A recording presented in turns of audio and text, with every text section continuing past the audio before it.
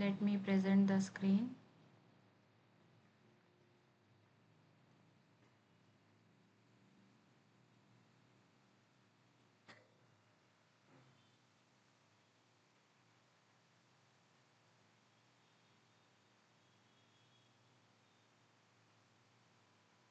So today's topic is the same unit to all the methods we will look at with a numerical example how these functions and provides explanation to us. As you saw the syllabus, anyway unit 1 we did, and do you have any doubts in unit 1, students? So in unit 2 we have these methods: pre-model explainability, partial dependence, plots, permutation, feature importance, lime, Shapley or Shap, anchors, counterfactual explanations, and tree models. These are the methods. In unit 2 we discussed all these methods along with the execution, but today we will look at numerical problems. So there is a presentation as well as there is word file I have created. So you need to explainability techniques in order to understand, explain and trust AI predictions, which results in making AI interpretable, transparent, trustworthy. Okay, interpreting means what? Understanding the model decisions. Trusting means build confidence in AI systems. Improving is to identify key factors and take the action. Decide is to make better informed decisions. We'll look at all these methods. PDP. PDP stands for partial dependence plot. It shows the average effect of one feature on the model prediction. Students, can you tell me, is PDP a global or a local method? Put in the chat window. Once I finish the class, I'll check. Followed by ICE, individual conditional expectation. How this works is it shows how changing one feature affects the prediction of for one specific instance. Students, again think, uh, is ICE a local or a global method? Put in the chat window what is your opinion. Permutation feature importance, PFI. It measures importance by observing performance drop after shuffling a feature. It measures importance by observing performance drop after shuffling a feature. Whether it is a local or global. LIME, which stands for Local Interpretable Model Agnostic Explanations. It explains one prediction using a simple interpretable model around that instance. What about it? Local or global? SHAP, which stands for Shapley Additive Explanations. It assigns each feature a fair contribution using the concept from game theory. I explained to you all this. Anchors. It produces human readable if then rules that keep the prediction unchanged with high precision. These are anchors, means produces rules. Counterfactual explanations finds the smallest change needed to obtain a desired prediction. What change we should make to the current instance to obtain the desired prediction is counterfactual explanation. Okay, so this is a numerical problem on PDP, which stands for partial dependence plot.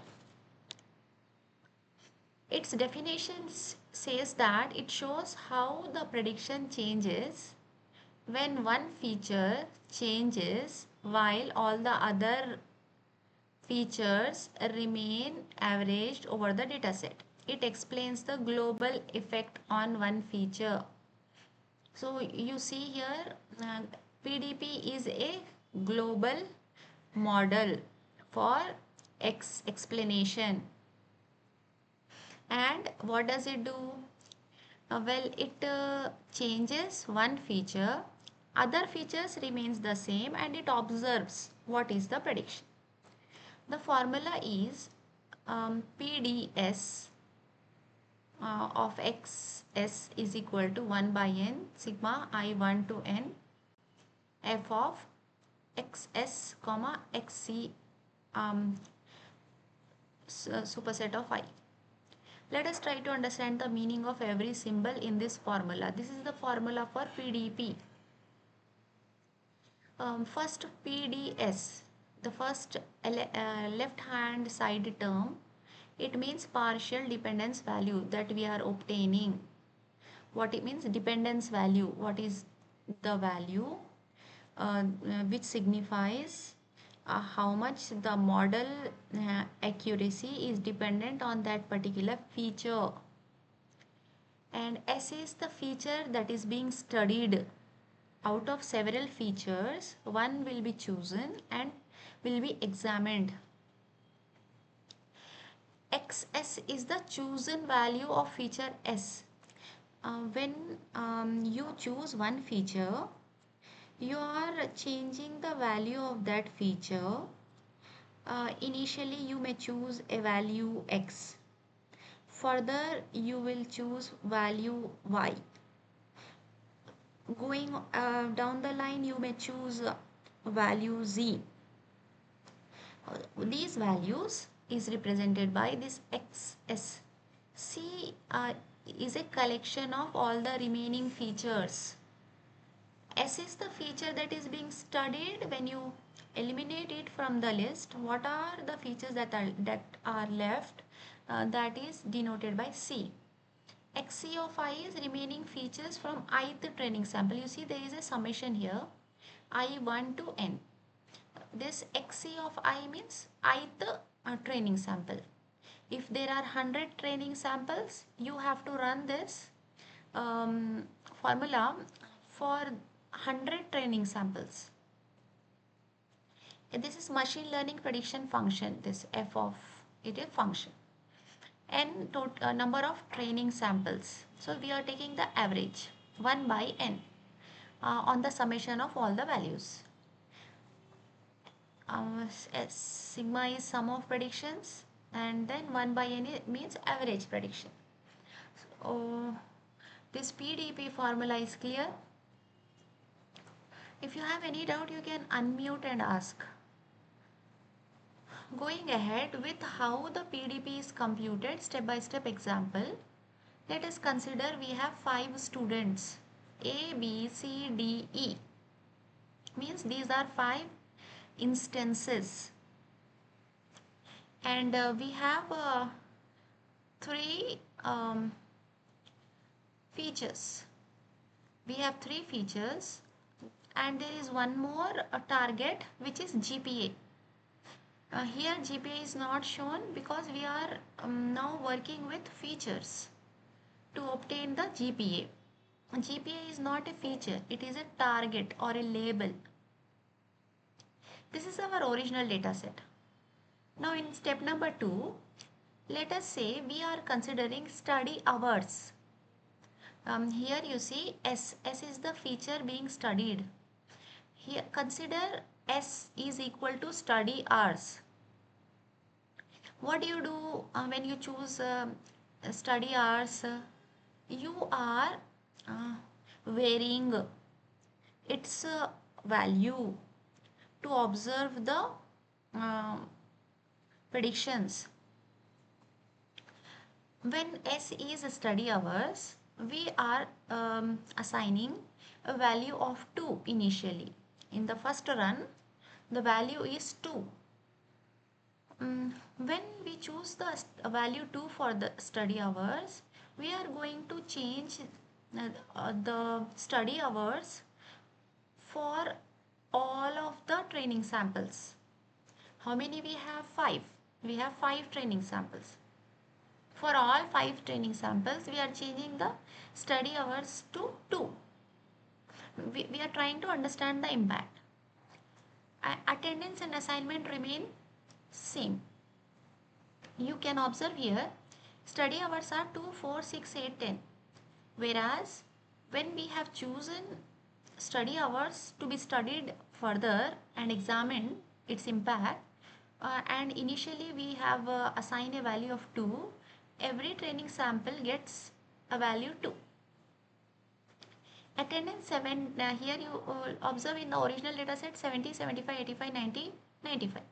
Whereas in the modified data set also we have same attendance. Assignment also same. Only the change is shown in study hours feature 2. Okay, it's 2. Now what do? We compute the prediction, average prediction PDP for 2.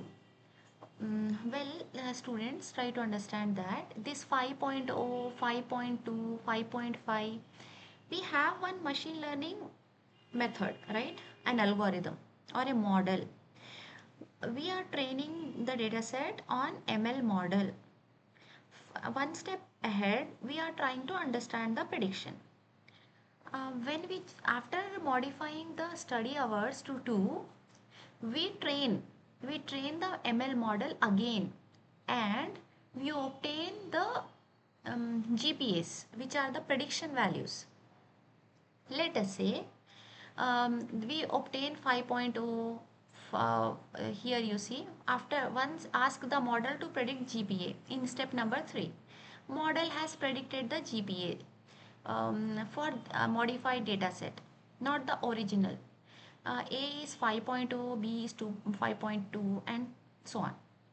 Once we obtain the predicted GPA, we have to compute the average. As you can see in this formula, we have to do the average.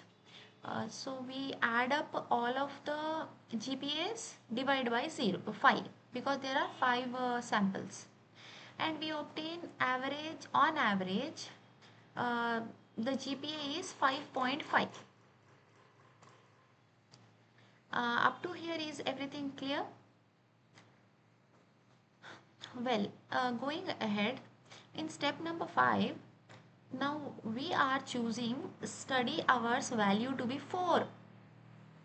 In the first cycle, we chose 2 and observed the average GPA.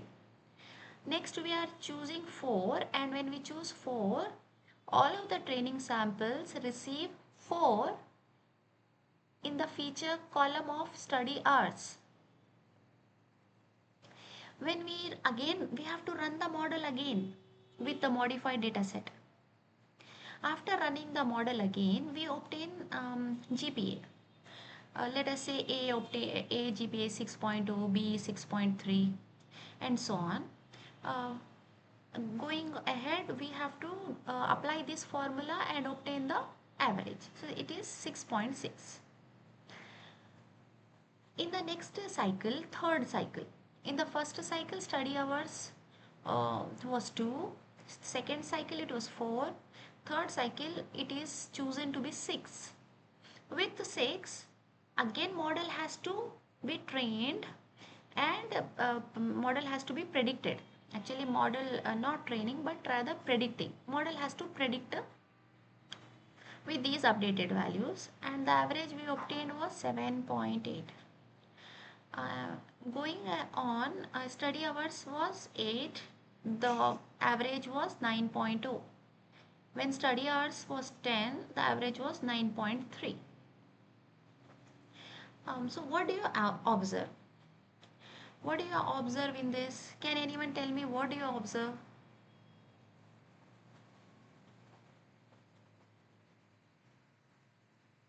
Please Students, someone unmute and answer.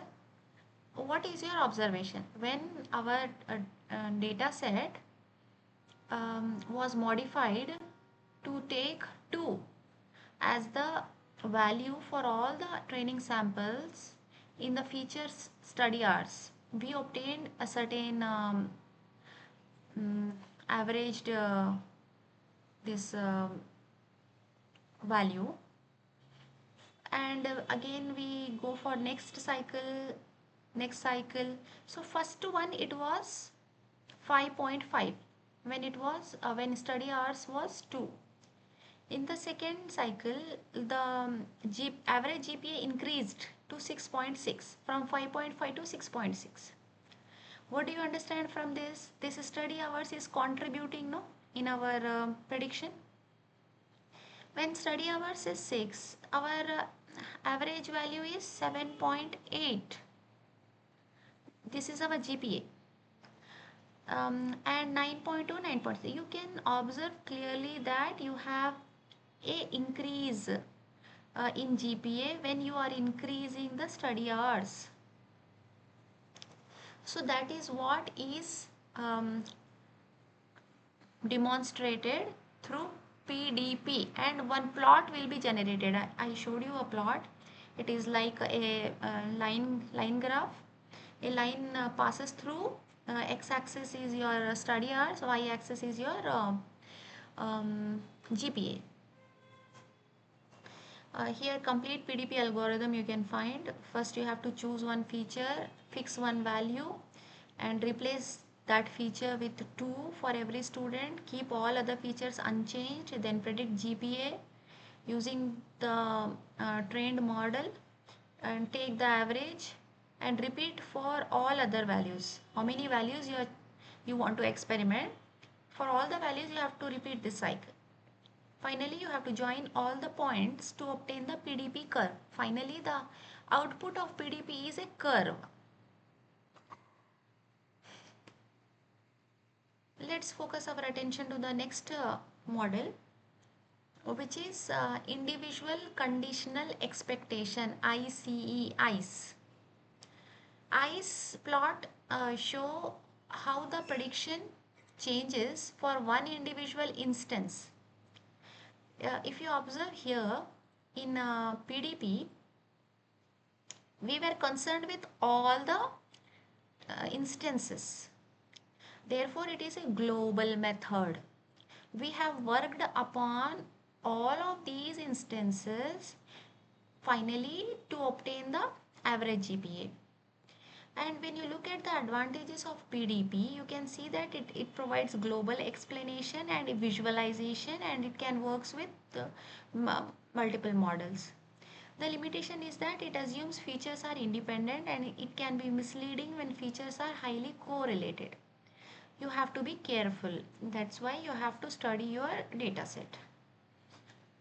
As we were discussing ICE, individual conditional expectation, it is similar to PDP in every sense, except that it is for local application only for one instance, not for the entire data set. You perform the same tasks by changing the value of one feature and observing the difference in the predicted value only for one instance. Once again, ICE plots show how the prediction changes for one individual instance instead of averaging across all instances. Unlike PDP, every student gets a separate curve. Here, like this, even PDP gives you a curve like this, which is shown here. However, in ICE, you get a curve for every student. There it was averaged. Therefore, you get only a single point. Here, we are investigating every sample separately. Let us look at this formula. You can observe here there is no summation, there is no sigma, there is no average 1 by n. Here just it is i's of I x s is equals to f of xs and xc, and this i's is a, this is a curve. This value is whatever we obtain, that through that value we draw the curve. This xs is a feature being varied. So here we have one feature, s is the feature and x is the value for that feature, and we keep it varying. We start with one value and change it, and further experiment with new values. XC are the remaining features, same here, similar to that PDP, and F is a prediction function.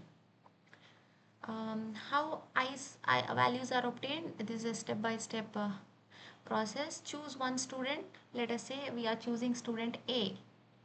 The values for student A for these features are 8, 95 and 9. Study hours 8, attendance 95, assignments 9. In step number 2, we freeze all other features. Attendance and assignment are freezed or fixed.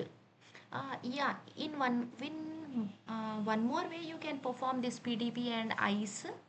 The other way is that instead of retaining the original dataset values, you can fix them, fix and freeze. Okay, this is another way. In both the way, either you can keep them as it is without any change, or fix a value, whereas this student hours are varied. Student hours are varied. You have 2 for attendance 95 and for assignment 9. Here also you have 4 for the same student. You have 4 hours, whereas attendance and assignment, these two are anyway fixed, 95 9. You don't change. You are changing only the study hours because you are studying its impact. Similarly, you can do with the attendance and assignment also. I am just giving you example for one feature. You can work out with all the other features. Let us say the trained random forest predicts GPA to be 8.8 for these values 8, 95 and 9. When ask the model for predictions, you obtain this data set with varied hours, and attendance and assignments are fixed, whatever their values are. You pass this data set to the model for prediction. Let us say we are using random forest model and it predicts a GPA of 8.8 for the initial values, the actual values. When we pass the updated data set, the modified data set, let us say for hours, 2 hours, we get 5.4 GPA. For 4 hours, we get 6.2.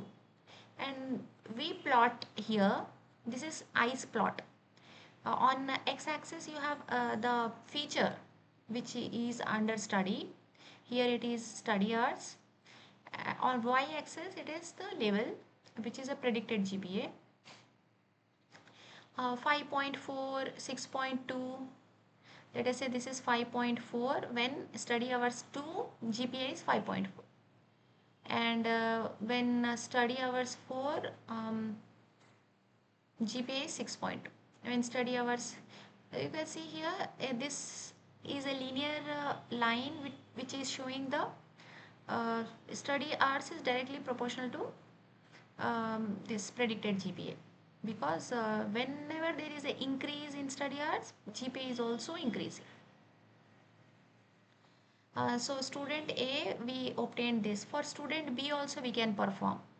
For student B, we fix the attendance and assignment, we don't change, and we change the study hours, and we obtain these predictions. These predictions are from machine learning model. After this, we are developing the in our explainable AI. What is the task here is to come up with a plot. This plot explains why the ML model is predicting a particular value. So this is same for student B. uh, why are student A and B different? Because student A has attendance of 95, whereas student B has an attendance of 75. When you look at student B, uh, you obtain GPA 4.9, 5.8, which is less than the student A. When we analyze, we can observe that not only study hours, even attendance is also contributing here. Because attendance is more for student A, the predicted GPA is higher compared to the predicted GPA of student B, whose attendance is less than A. That also we can compare by changing the attendance value. Here, for simplicity's sake, we are considering only study hours. What is the difference between PDP and ICE? Well, you can observe here.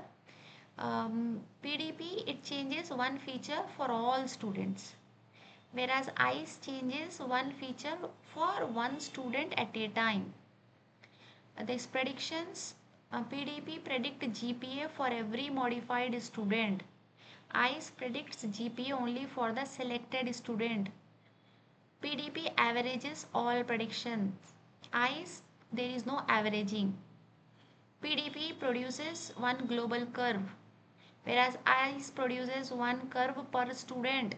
So if there are 5 students, you obtain 5 curves in ICE. In PDP, you obtain only one curve, because there we are averaging. What PDP shows? Average effect of a feature across the entire dataset. It is showing the effect. So you can observe here the effect. When it is increasing, GPA is also increasing. This gives the individual effect of a feature for each specific instance. Advantage is it shows individual behavior. It detects interaction hidden by PDP. As PDP is averaging, we will not get the idea about all the instances separately. Whereas in ICE, we get the idea of all the instances with their individual lines in a plot. ICE provides deeper understanding. The limitations include that there are many curves, which makes the plot a cluttered one, and it is harder to summarize into a single global effect. If you would like to know global effect, ICE is not very suitable for that purpose. Hope it clears this working of PDP and ICE.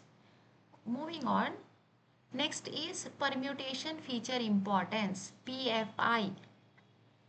Permutation feature importance measures how much model performance decreases.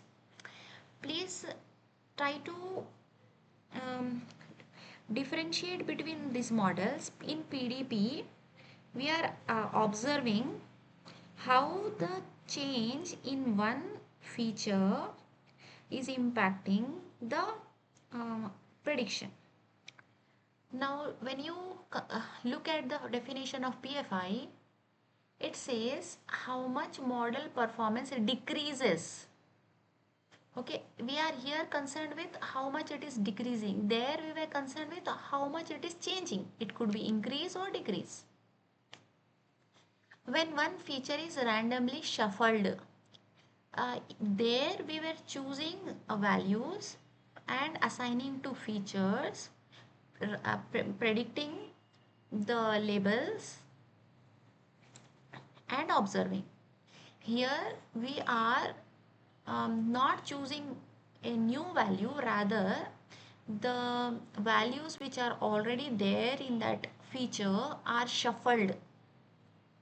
Let us say student A has a study hours of 2, student B has a study of hour of 4, and C has 8. When we shuffle, student A might get 8, B might get 2, C might get 4. Within the values only you are doing the shuffling. You are not choosing any other value. If accuracy drops significantly, the feature is important. The formula is very simple here. The original accuracy minus the permuted accuracy. When you subtract, what is the difference? Means that is feature importance. It can also be written as error of permuted. What error is produced by the permuted data set predictions minus the error generated um, by the model on the original data set. These two are similar. You can use any one of them to observe the um, impact. Fij is here. Let us understand the meaning of the terms. Fij is importance of feature j. M original is the original model score. M permuted is the score after shuffling feature j. Error is the prediction error. You might have observed that when we train a ML model, we get accuracy, loss, and several other metrics also you can obtain. The interpretation for a PFI is that unlike PDP and ICE, PFI is actually very easy to calculate manually. We measure the model performance on the original data, then shuffle one feature and measure the performance again. And the difference is the feature importance. In earlier cases, we were applying some operations like summation, averaging, and then here we don't have to do anything. Just use the model for predictions on original and permuted data set. Take the difference. That is the importance of that feature. Let us suppose we train random forest to predict whether a student pass. The model is tested on a test data set of, let us say, 100 students. Suppose 95 students are predicted correctly. You know it very well. Actual accuracy will be 95%. Out of 100 students, if 95 students are predicted correctly, the accuracy is 95%. So let us consider that this is our original model accuracy with the original data set. Step number 2, shuffle one feature. Let us say here we are choosing attendance. We can examine all of the features as well to gain deeper insights into the explanations and interpretability. However, for simplicity here we are considering only one feature, which is attendance. This is our original data set. There are 5 instances. These are the study hours, this is the attendance, and third one assignment. After shuffling attendance, you observe hours remain same, 86374. Here also 86374. Whereas in attendance, here it was 95, 80, 65, 90, 70. After shuffling, it has become 65, 95, 70, 80, 90. 90 was actually the attendance of student D. However, after shuffling, it has now become the attendance of student E. Only the attendance changed. Everything else stays exactly the same. In step number 3, we predict again with this shuffled or permuted data set. Run the model on the shuffled data. Suppose now 93 students are predicted correctly. When 93 students are predicted correctly, our accuracy for the shuffled data set is 93%. Please recall, we are considering that there are 100 students. Out of 100 students, we are observing how many students predictions are true. So when we obtain 93%, Okay, we go to the step number 4 where we compute the importance, which is applying this formula, PFI formula. So in this formula, as we know that original accuracy is 95% and minus shuffled accuracy is 93%, and uh, the difference is 2%. Therefore, the attendance importance is 2%.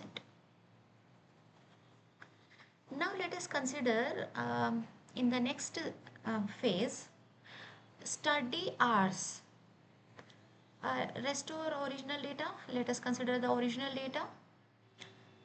Um, Now shuffle only study hours. After shuffling study hours, A has obtained hours of 3. In original data set, it was 8. However, after shuffling, it has obtained 3. The other two features remain as it is. This is our shuffled data set uh, for the feature study hours. Let us predict again using the same ML model. Let us say we obtain an accuracy of 74%.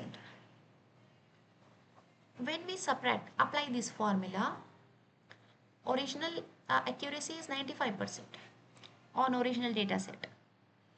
The accuracy that we obtained on the shuffled data set is 74%.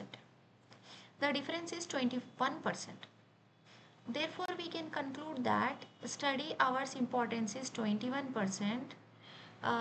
Here FI is what? Feature importance. Feature importance of study hours is 21%, whereas attendance is 2%. Similarly, we can check with assignment as well. So here we can conclude that study hours importance is higher compared to attendance importance. So this is the final table of original accuracy, shuffled accuracy, and the importance. Why did study hours reduce accuracy more? Study hours is a stronger predictor of GPA. When you randomly shuffle it, the relationship between study hours and GPA is destroyed. The model becomes confused because model was using study hours to obtain the GPA. When it was shuffled, model gets confused, which leads to the dramatical drop of our accuracy. And here attendance, after shuffling, the model still has study hours. Model is primarily using study hours for the prediction of GPA. I mean that is the of prime importance. When we shuffle attendance, model won't get confused that much. That's why the predicted GPA is very close to the actual GPA. Uh, this is the process. Train the model, evaluate original accuracy, choose one feature, randomly shuffle that feature, keep all other features unchanged, predict again, use the same model, compute new accuracy, and perform subtraction. And then the advantages, it is model independent. PFI is model independent and it is easy to compute. Please put in the chat window, is it global or local? What is your understanding? The limitations include that it is very sensitive to correlated features, because importance can be shared or misleading when features are highly correlated. Please remember this point. Whenever features are highly correlated, it will have an impact on our predictions as well as on our explanations. Moving on to the next one, which is LIME, which stands for Local Interpretable Model Agnostic Explanations. Its definition says that it explains one prediction by creating many nearby samples. We saw in the last class also, um, graphically, we considered one orange color point and we perturbed. Perturbation is what? Creation of modified instances. It explains one prediction by creating many nearby samples and training a simple interpretable model around that prediction. It provides local explanations. The formula is here, this xi of x. It is nothing but the explanation for instance x. X is an instance here. Whereas, please recall in PDP and ICE, there PDP x was the value that you are assigning to a particular feature S. Here x is a instance. Argmin, it is optimization method trying to minimize the difference between this f is the original model, f is our original model. Let us consider random forest. Random forest is a very complex and black box model. G is a simple interpretable model. As you know, lime steps. In the first step, it perturbs instances. In the second step, it creates a simple model and make predictions in the third step. Uh, so, G represents that simple interpretable model which is generated by lime. Generally, it is a linear model. As linear model is considered a white box model and an interpretable model. There you don't require any post hoc explanation because the explanation is intrinsic in the model. This capital G is the family of simple models. It creates, family of simple models. L is the loss between F and G. Here it will check how well G is simulating a similar kind of predictions compared to F. F is our complex black box model. G is our simple interpretable model. So, is there any difference between their predictions, or are they same, or are they very close? If they are very close, our loss is very less. And here our goal is to minimize the loss. We are trying to create linear models such that they are close to the original model. So we are minimizing the loss. The loss is between original model and the simple interpretable model. And this pi is the weight based on the distance from x. You also use here a weight. A weight is assigned to the perturbed instances to denote how close they are. The instances that are very close to the original instance which is being examined are given a higher weight, whereas the ones which are far away will be given the lower weight. And then there is a penalty. As you know, we have in ML model a regularization. So when this part gets very low value, some penalty you have to add. So complexity penalty, it prefers simpler G. If the loss is getting minimized at the cost of the model G, if our created model is also a complex model, obviously the loss is less. However, we are not concerned with creating a complex model. Therefore, we assign a penalty here. Arg mean means it chooses the model with minimum total loss. So step by step line process here is that original student X, it generates nearby samples, get the predictions from black box model, assign weights to the closer instances, fit a simple linear model, and give us the mm, importance of the features that have more impact in the predictions. Let us consider the step-by-step process of Lime. In step 1, we have this original student X whose study hours are 8, attendance is 95, assignment is 9. And a black box model is predicting GPA 9.2. We are going to now understand why our black box model has predicted 9.2. So in step number 2, in Lime is creating nearby students, means perturbing the students.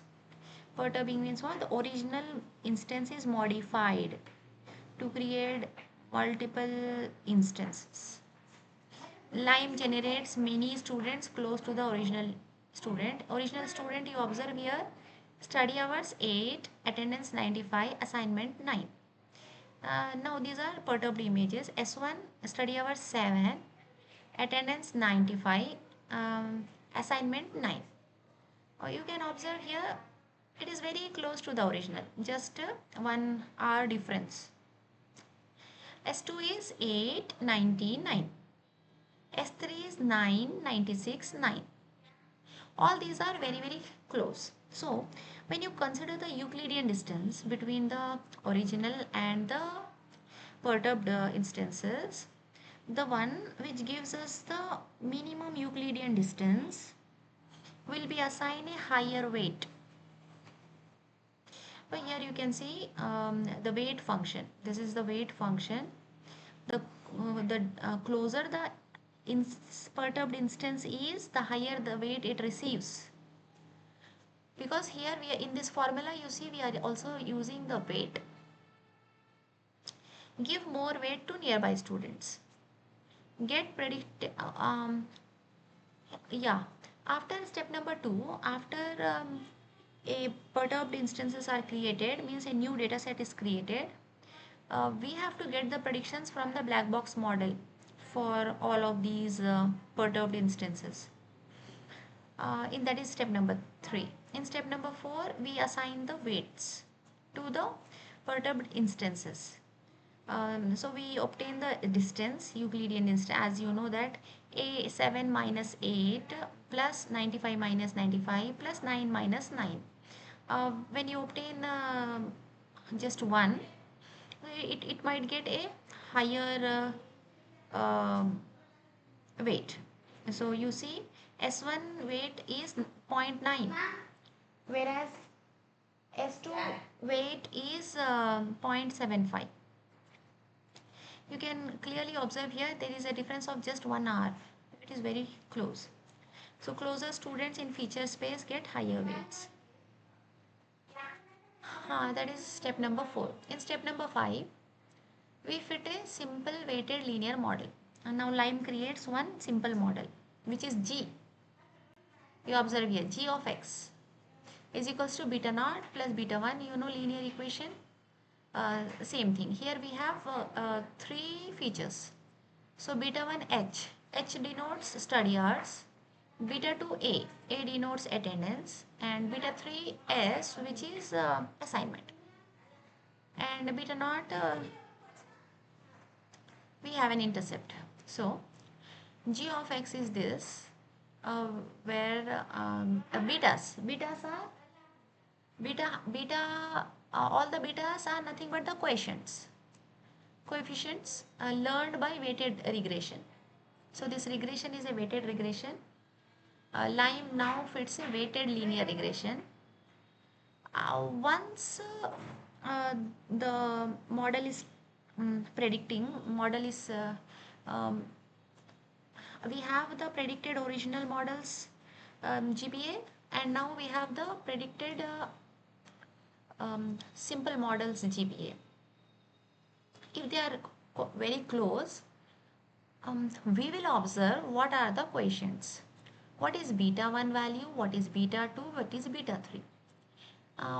Beta 1 is 0.85. After training you will get coefficients, right? Please recall a linear model. When you train a linear model, You get when it is y is equals to mx plus c, uh, through training you are obtaining the m value, which is nothing but the quotient or the weight. If here Lime is training a simple weighted linear model. Once it is trained, we get the quotient values to be 0.85 for study hours, zero point 0.5 for attendance, and zero point 0.3 for assignment. Here it indicates that whenever there is a change of 0.85, uh, whenever whenever the study hours is increased by 1, there may be an increase of 0.85 in GPA. That is what is the interpretation of this. These coefficients are nothing but the Lime explanation for the given student X. So Lime explanation is nothing but these coefficients. Study hours 0.85, attendance 0.5, assignments 0.3. The interpretation of this is that study hours have a strong positive influence. That's why its quotient value is 0.85, whereas attendance has a moderate positive influence. This is positive influence because whenever it increases, the GPA also increases. Assignment has a very small positive influence. So our Lime gives us the report that study hours importance is 0.85, attendance is 0.5, assignment is 0.3. This is our Lime's report. When we look at this report, we understand that well, study hours is contributing more in the prediction of the GPA. So in this original GPA of 9.2, more impact of study hours we can observe because its value is higher compared to the other feature values. Okay, so that is step number 6. And step number 7 is, can we verify the prediction if we substitute the standardized values of the original student into the local model? If the local model predicts 9.2 or close to 9.2, it means that our this G model is a very accurate model. That way we can correlate and get the interpretation. The difference between Lime and SHAP is here you can see the impact of study hours and attendance and assignment. Here it is beta 1 is 0.85, so its impact is higher. The difference between Lime and SHAP is Lime is local linear approximation, SHAP is game theoretic contribution. The input Lime nearby samples it creates, plus it creates a regression model. SHAP is about considering all the possible combination and obtaining the our predicted output to check why we obtain that and whose contribution is more. Output here regression coefficients, here Shapley values. In Lime the scope is local, in SHAP it is the global, but local is also possible. You can use SHAP for local as well. Lime answer the question, what simple model best explains this one prediction locally? Because it is creating the simple G model, it answers that and it uses weighted linear regression. And this is the complete Lime workflow. It takes an instance to explain, generate many nearby synthetic samples, query the black box model for predictions, assign the weights, fit a simple interpretable model, and after fitting the whatever coefficients we obtain, that is only the Lime explanation. The advantage is it is model independent. As please recall, model agnostic means it is model independent. It is easy to understand, it explains one instance, it is flexible and intuitive. Limitation is different runs may produce slightly different explanations because coefficients sometimes suit changes. It is sensitive to the choice of neighborhood samples. Yes.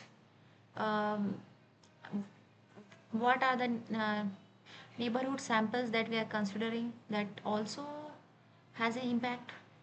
And quality depends on the linear approximation. So the key takeaway of this slide is the values 0.85, 5.5, 0.3 are coefficients of the local linear model learned by LIME using weighted regression on nearby samples, not computed directly from the LIME optimization equation. So this LIME optimization equation is used to um, get the best possible simple model, which is G. Um, I am going ahead with the next topic, which is SHAP. SHAP is Shapley Additive Explanations. It assigns each feature a fair contribution toward the prediction using concepts from cooperative game theory. I had already explained to you this. Once again, let us recall the example which I have given.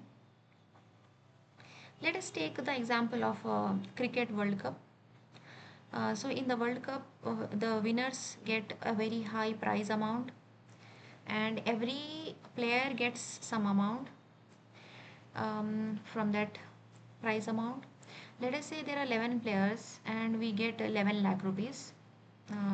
In simple way, let us consider a simple example.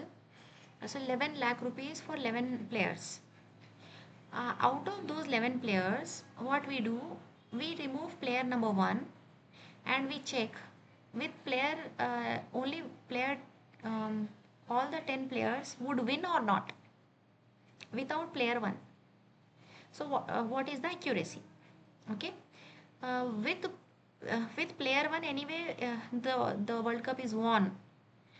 Without player 1, what is the um, probability, or what is the accuracy? And then next time what we do, we include player 1 and exclude player 2, and then we check without player 2 can we win. Similarly, this process continues for all the 11 players. When the time comes for the distribution of the prize money, and the player whose absence would not make the win would obviously be given a higher amount in a fair sense, right? If we are very fair about their contributions. Therefore, here SHAP assigns each feature a fair contribution toward the prediction using concepts from cooperative game theory. So what example I have chosen is from game itself. Uh, SHAP formula. When you look at SHAP formula, uh, you might think it is very complex, but please try to understand it is very simple. So we have this phi of I is equal to summation. Uh, Phi of I is our SHAP value for feature I. Each time player 1 or feature 1 is uh, eliminated, without feature 1, what is the accuracy? We check. So here let us consider one feature I. S is what? The correlation subset of features. N is the set of all features. M is total number of features. F of S is prediction using correlation S without feature I. F of S union I is the prediction using after adding feature I. Without feature I, what is the accuracy? With feature I, what is the accuracy? We are computing that. So here you see S. S is what? The subset of all the features, and which is multiplied with M, which is the total number of features, minus mod of S minus 1. You take this factorial and we divide it by total number of features, and we multiply with so in this term we are checking what is the accuracy without that particular feature, and in this term we will subtract and we multiply to this. So SHAP evaluates every possible combination of features. For each feature, for each combination is here correlation. S is not containing the feature I. It measures how much the prediction changes. When I is added, what is the prediction? Without I, what is the prediction? Each change is weighted based on the size of the correlation. The SHAP value is the sum of all weighted changes. So we take the sum of all the weighted changes.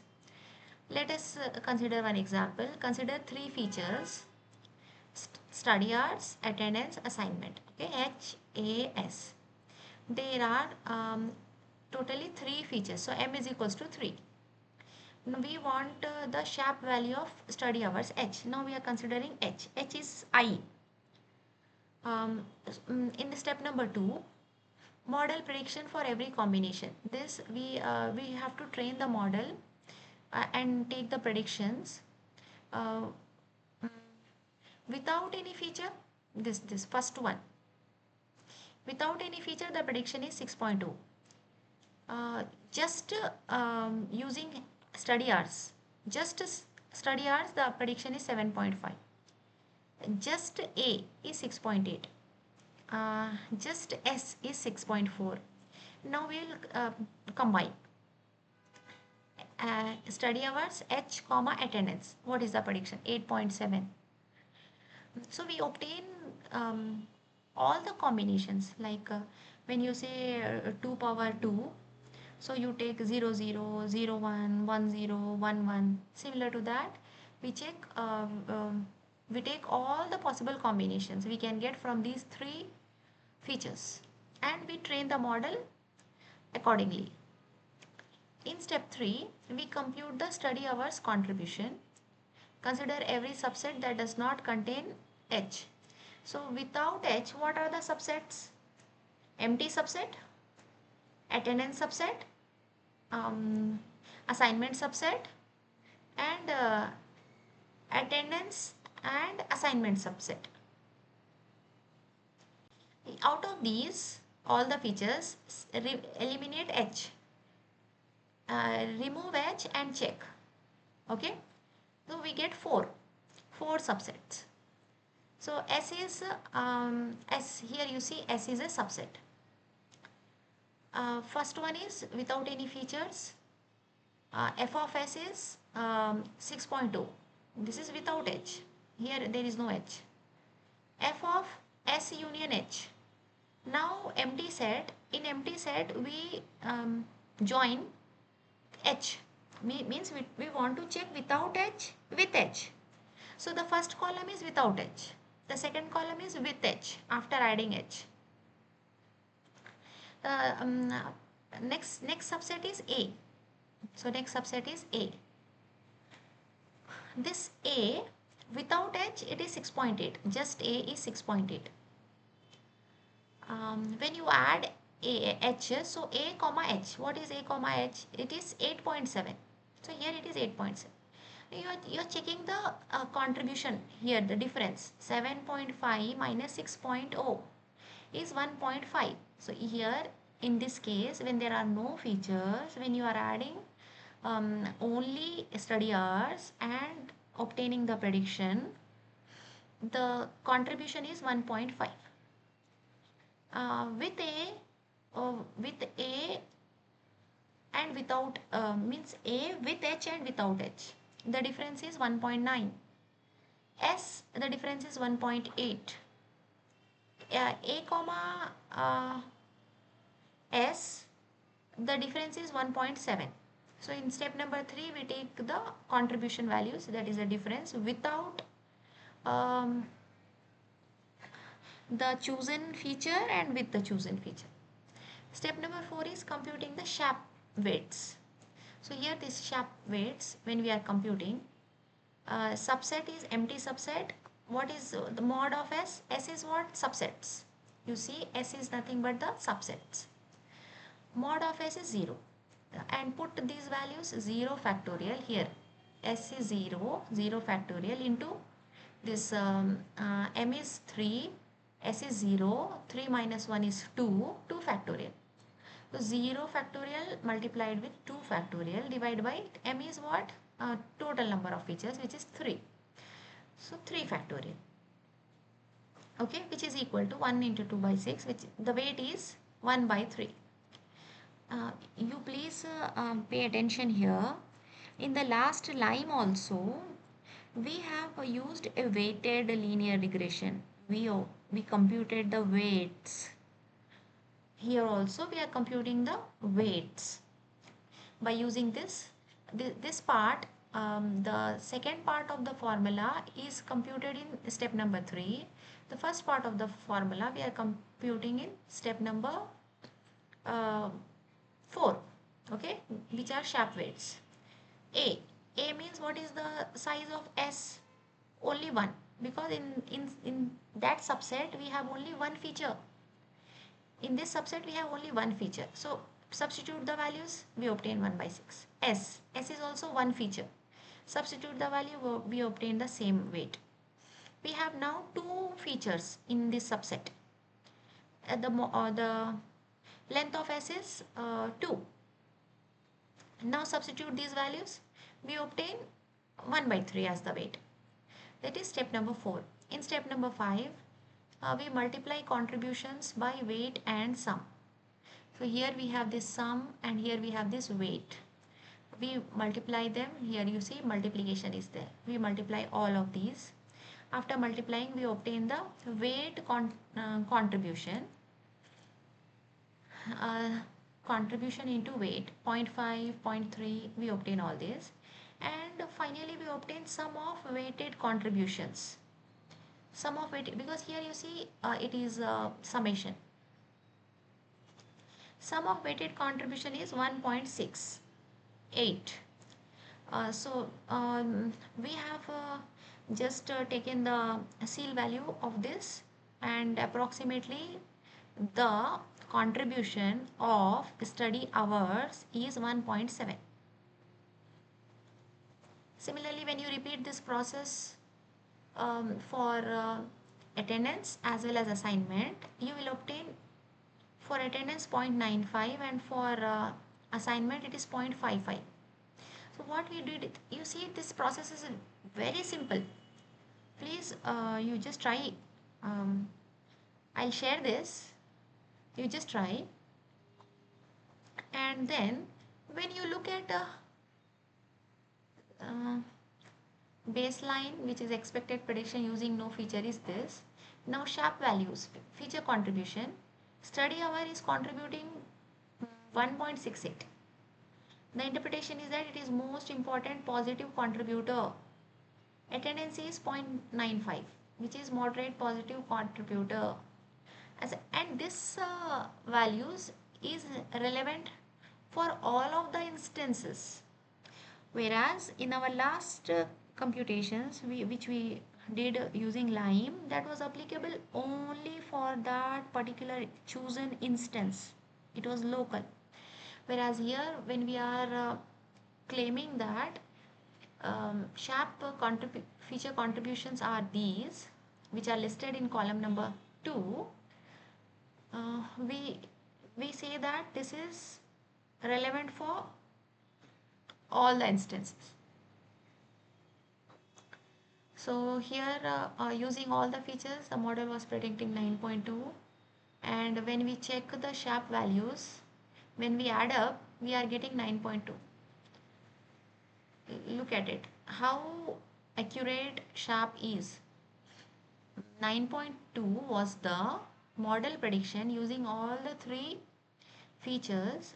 In our ML step, machine learning step, let us say we have trained and predicted using a black box complex model, we obtained a GPA of 9.2. When we applied sharp on the same data set,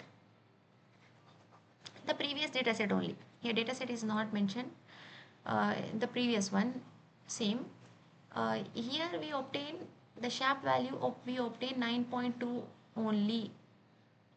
So how accurate sharp is?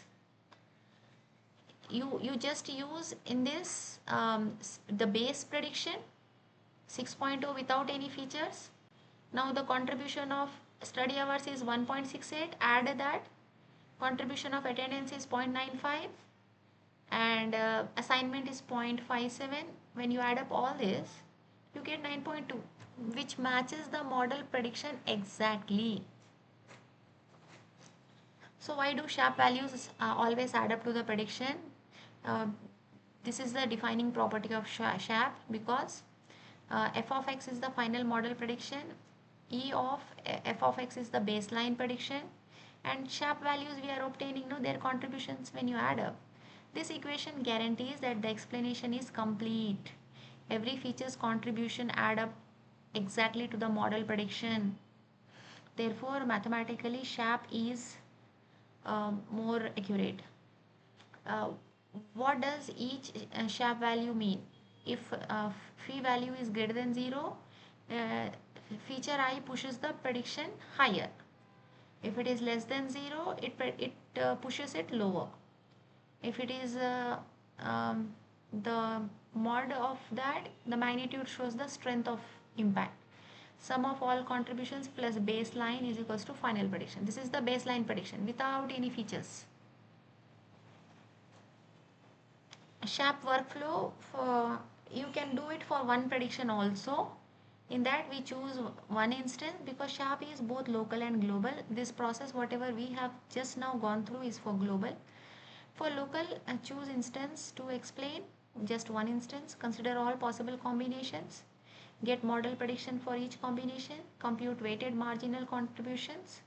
And then you sum the weighted contributions to obtain the sharp value, which is the contribution for each feature. The advantages include it is fair feature attribution based on solid game theory. It has a strong theoretical foundation. It works for local explanation as well as global explanation. It has additive property, means contributions sum exactly to the prediction. That's why it is called as Shapley additive explanations. Its limitation is it is computationally expensive, guys. Just think about having 100 features and then you have to make these subsets. For 3, you got 8 subsets. For 100, how many subsets? So this is not suitable for large number of features, because it is considering all the possible combinations. It is suitable for small number of features and it gives a very fair and transparent contribution of each feature. The key takeaway of this slide is that sharp values are the weighted average of the marginal contributions of a feature across all possible feature combinations, and it provides a fair, consistent, complete explanation of any prediction. Students, I am assuming that you all are understanding everything. If you don't, you please unmute and ask. The next method is anchor. This anchor method generates if-then rules for explainable AI. Its definition says that anchors are if-then rules that explains why a prediction remains unchanged even if other features vary. They provide high precision human readable explanations. The formula goes like this: anchor of A, which is nothing but a rule or a condition, is equal to this probability of f of z. F of z is the prediction of a perturbed instance z. In anchors also we create perturbed instances.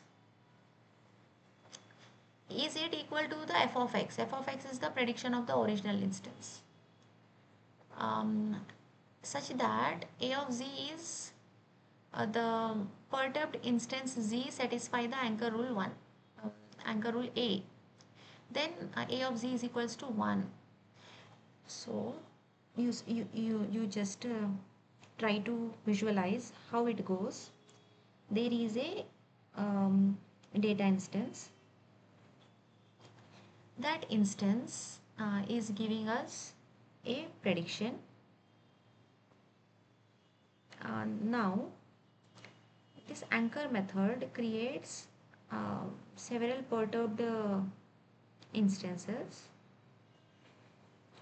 After creation of these instances, it checks whether the rule, it creates a rule, whether the rule satisfies the prediction.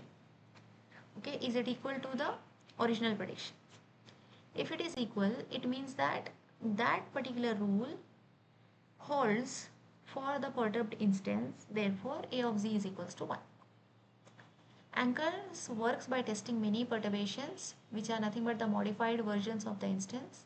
If the prediction remains the same, whenever the anchor rule holds, the rule is accepted as an explanation. That rule is considered as an explanation if it holds. Let us look at the steps. Step number 1, we have original student. This is our data set. The GPA predicted is high. Let us look at step number 2, which is candidate rule. We create a rule. We means the anchor creates a rule.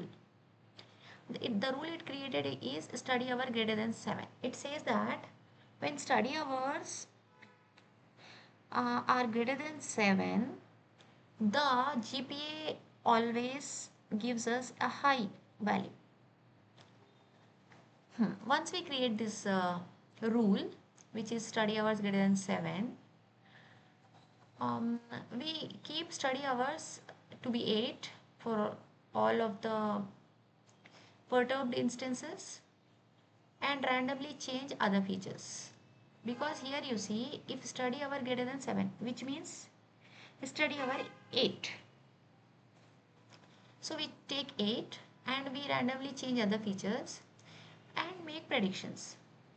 When we make predictions, we get that for study hours 8, attendance 70 and assignment 6, the prediction is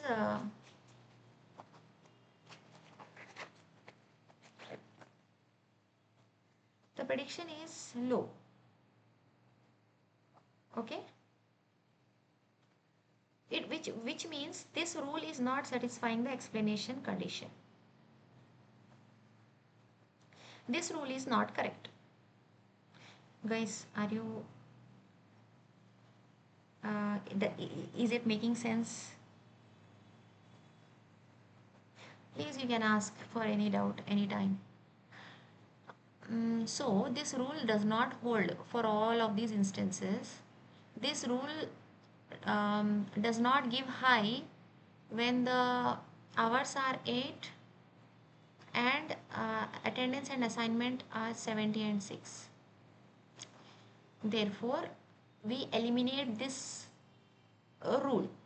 Okay, we go to next rule. Like how Lime is creating multiple simple models to minimize the loss between the original model and the simple model. Here we are creating multiple candidate rules, like candidate keys you find in DBMS. Among all candidate keys, you choose one primary key. Similarly, here we create candidate rules. From all the candidate rules, we choose one rule with the prediction close to the actual prediction. So add another condition. We are modifying the rule study hour greater than 7 and attendance greater than 90. This new rule is added to this existing. When we check for the same data set, we find that the prediction is high. It means that not only study hours, we also require attendance, which should be greater than 90.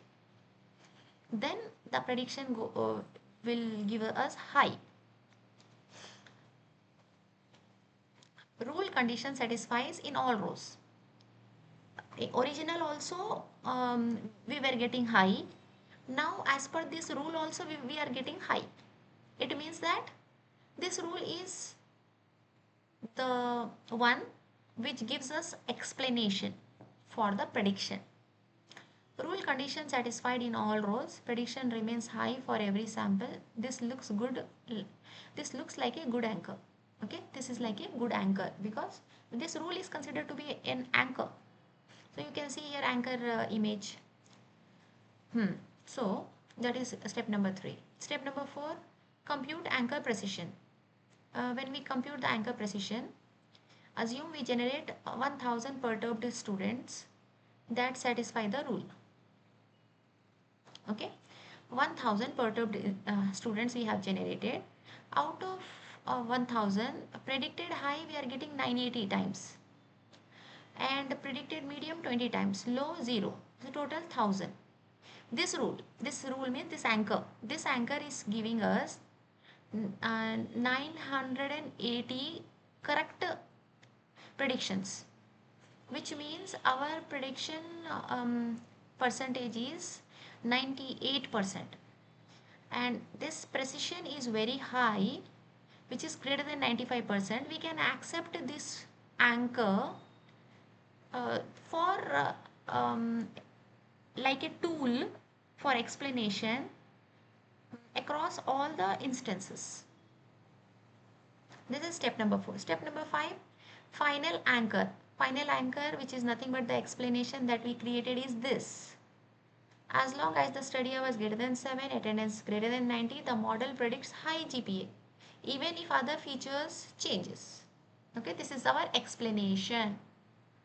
And this complete anchor algorithm, first step is take one original student GPA. Second step, generate candidate rules, okay, like candidate keys. Then create hundreds or thousands of perturbed students. Keep rule fixed, randomly change all other features.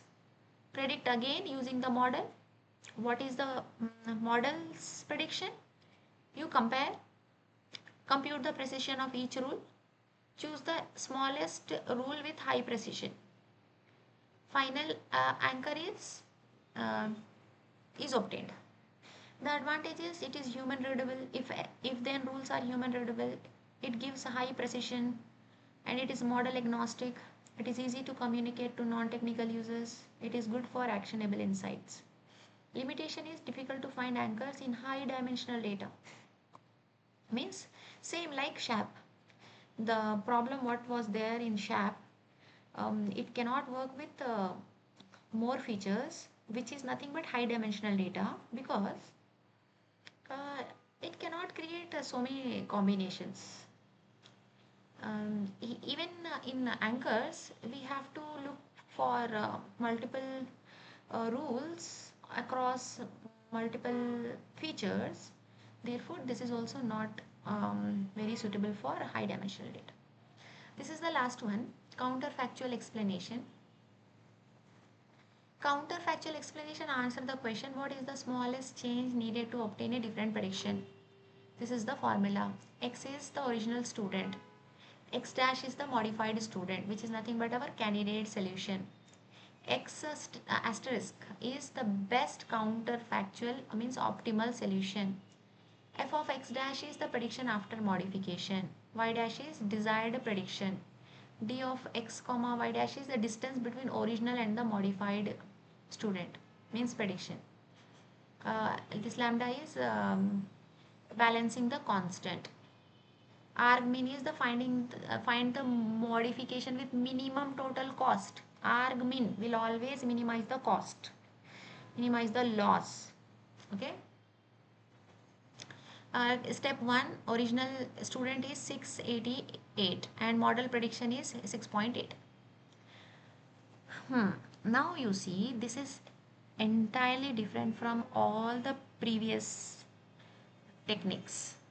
Here the student asks, what should I change to get a GPA above 8.5? Student's GPA is 6.8. He wants to get a GPA of 8.5. So his desired GPA is 8.5 denoted by Y dash. Generate candidate students. So we have to now perturb the instances close to the original. The algorithm creates many nearby students by changing features slightly, which is nothing but perturbation. Original student is 688. These are all candidates, C1, C2, C3. Step number 3, predict GPA for each candidate. Pass every candidate to the trained model. Now here in this step we use the ML model. We pass these perturbed instances to the ML model and we predict the GPA. In this you observe candidate C4 and C5 has a GPA greater than 8.5.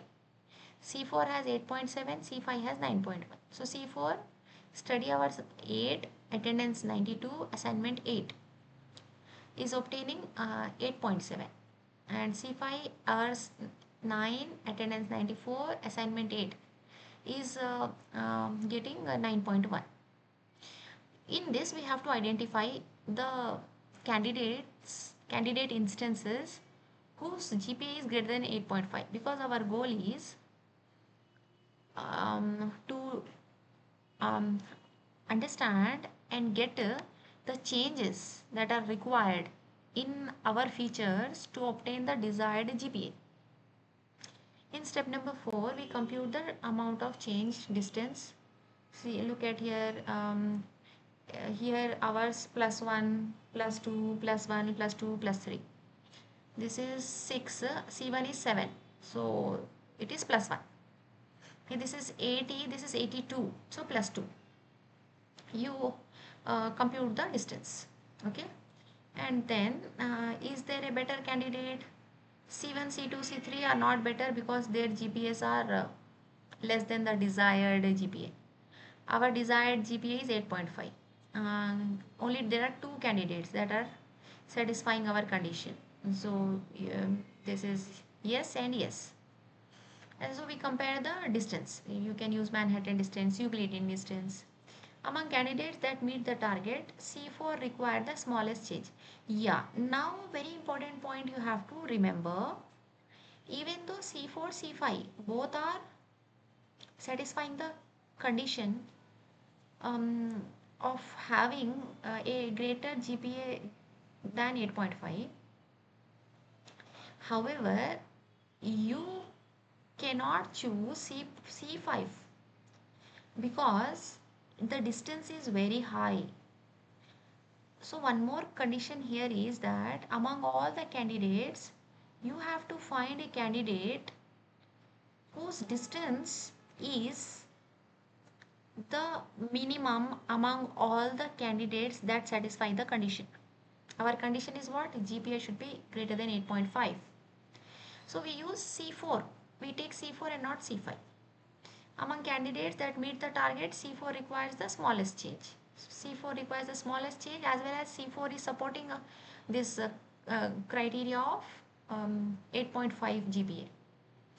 And then steps number 6 is optimization formula. How it works: for each candidate, compute the total cost, and by using this distance, when we observe, C2 is giving the total cost of 5.75. C4 is giving us 12.21. Therefore, now C4 is chosen. Distance, Euclidean distance, original student 680. For candidate C4, 892 and 8. And distance we calculate d of x comma x dash. X is x 8. X is what? X is the original, and x dash is the modified. So original is 6 and modified is 8. 8 minus 6. Original is 80, or this perturbed image, the chosen candidate is 92. 92 minus 80, and this is 8. 8 minus 8. So we obtain 12.15. For candidates C5, we obtain the distance 14.32. So now the final step number 8, final counterfactual best solution is: original student is a study hour 688, predicted GPA is 6.8. Now counterfactual student.